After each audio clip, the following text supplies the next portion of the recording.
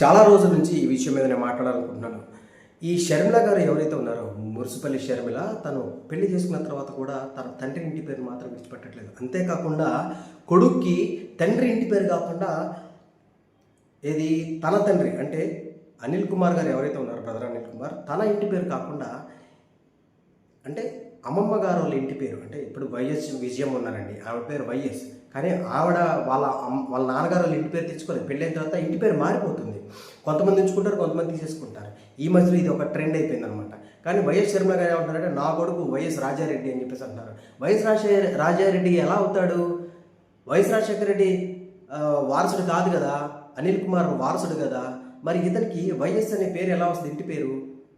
ఇప్పుడు నా కొడుక్కి, నా కూతురికి నా ఇంటి పేరు వస్తుంది, అంతేగాని నా భార్య ఇంటి పేరు ఎలా వస్తుంది? ఈ చిన్న లాజిక్ మీరు ఎలా మిస్ అవుతున్నారు షర్మిల గారు?